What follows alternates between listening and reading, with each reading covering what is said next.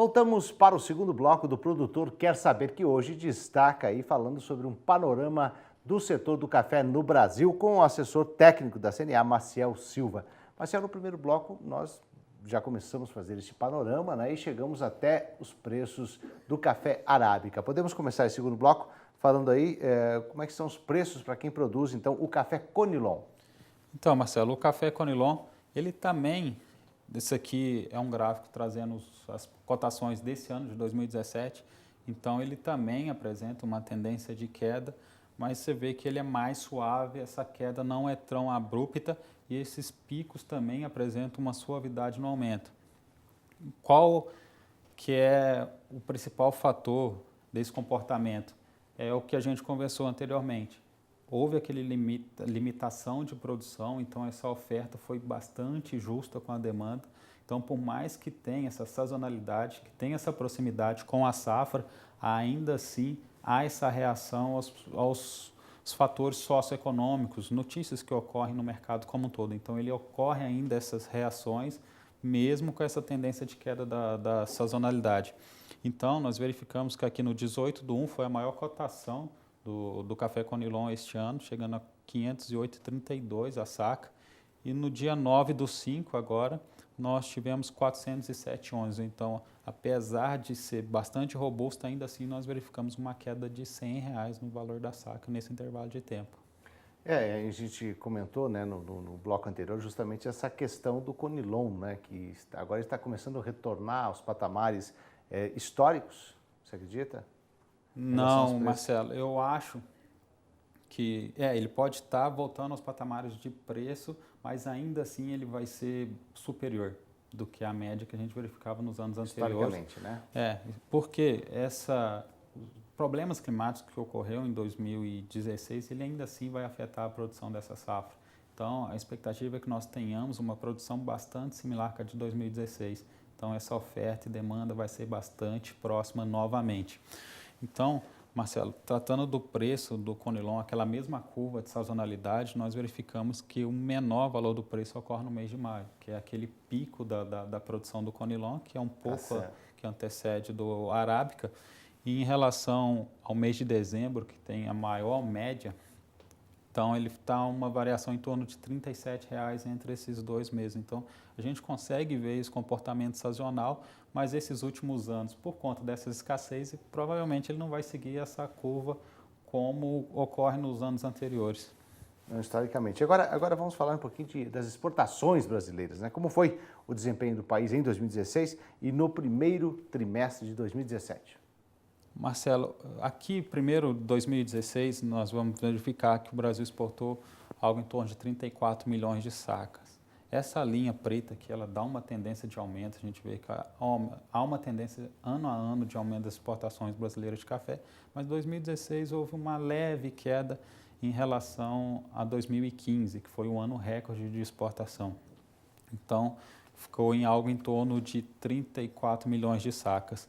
Em relação mês a mês e o primeiro trimestre de 2017, a gente vê que dos meses de safra há uma redução, depois há um aumento novamente, mas os meses de janeiro, fevereiro e março de 2017 estão um pouco inferior em relação a 2016, esse primeiro trimestre. Mas esse gráfico, Marcelo, mostra uma informação bastante relevante para nós, que é o mês de outubro, novembro e dezembro, que é os meses que ocorre o maior volume de exportação. Por quê?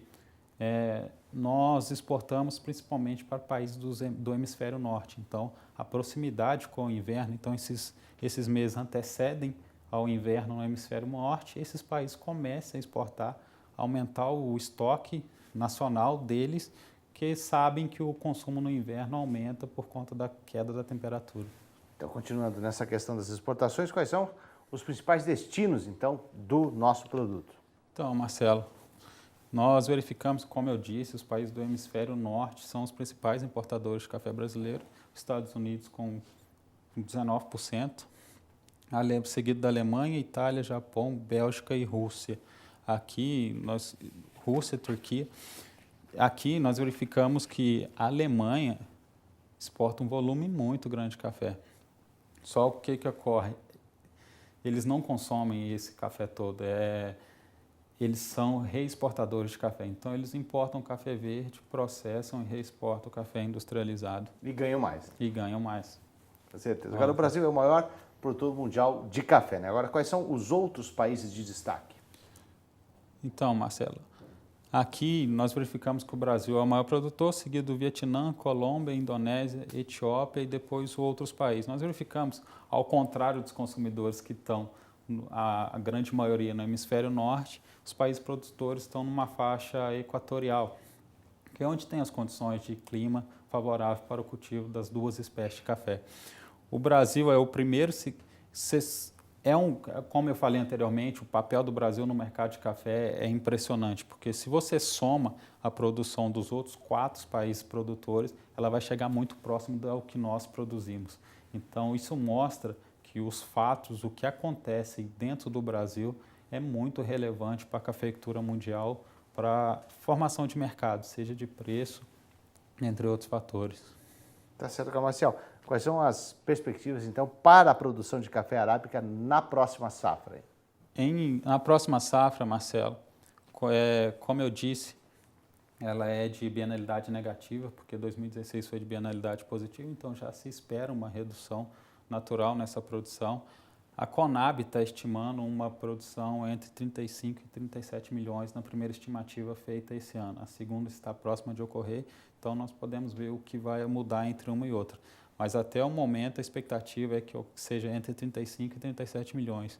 E como nós verificamos, como eu disse, o Paraná teve a bienalidade invertida, então espero que ela seja superior, mas os demais, por exemplo, Minas Gerais, há uma expectativa de queda por conta da bienalidade negativa.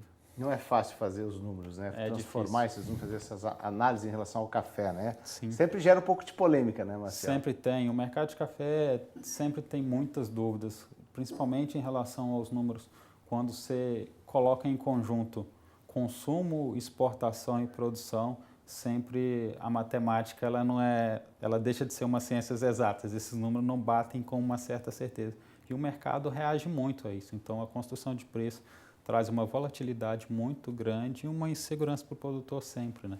Porque você usa os números conforme convém, né? Convém ao importador, sim, ao exportador e ao produtor. Mas né? Acaba que o mercado começa a adaptar a esses números e se ajusta mundialmente. Mas aí cabe a importância dos instrumentos de política agrícola, né? Esse produtor trabalhar com um seguro para ele ter uma garantia de renda, mas também trabalhar com o mercado de futuro e opções, que é onde ele consegue garantir a renda dele, apesar dessas oscilações que ocorrem. Agora, e para a produção de café Conilon, quais são os números? Marcelo, Conilon, como eu disse, ela vai ser muito similar à da de 2016. Há uma expectativa de um leve aumento, mas ainda assim vai ser muito próximo. A Conab está estimando uma produção entre 8,6 e 9,6 milhões de sacas. Então, você vê que o Espírito Santo ela vai ser muito próxima desse ano. Então, esse aumento, esse leve aumento que pode ocorrer, ele está vindo principalmente de Rondônia e da Bahia, da produção da Bahia. Então, o Conilon vai vir mais um ano com oferta e demanda justa. Justa, porque a gente vê que 2016, né, Marcel, ali a diferença é grande em relação a 2015 para 2016, né, uma queda grande. Foi né? uma queda muito grande, então creio que nós ainda vamos precisar de mais uma ou duas safras para nós retornarmos a esse patamar de 10, 11 milhões de sacas. Para passar dos 10, né? Sim. Aí você acha que pode chegar a esse novo equilíbrio, retomar os padrões históricos? Como desconcertou, né, essa queda, né? Pensando a nível de produtor, tomara que não, que continue assim, que seria ótimo, mas possivelmente quando começar a ajustar essa oferta e demanda, possivelmente esse preço vai ter uma tendência de queda e ajustar aqueles níveis históricos da variedade. Agora, Marcelo, os fatores climáticos também vão influenciar novamente a safra de café esse ano? Então, Marcelo, o clima tem ajustado, no Espírito Santo tem melhorado. Em Minas Gerais, apesar de ser bienalidade negativa, não estamos vendo um fator climático tão drásticos afetando a produção. Há alguns resquícios de chuva de granizo ocorrendo, mas vai sim afetar no Espírito Santo por conta dessa característica do café, de construção do fruto, da fisiologia, levar 2 anos para produzir um fruto. Então, essa seca que ocorreu em 2016, ela ainda assim tem com resultados, ela ainda assim afeta essa produção dessa safra atual. Então, o fato dessa produção estar muito próxima é efeito ainda da seca anterior. Então, essas plantas sentiram muito.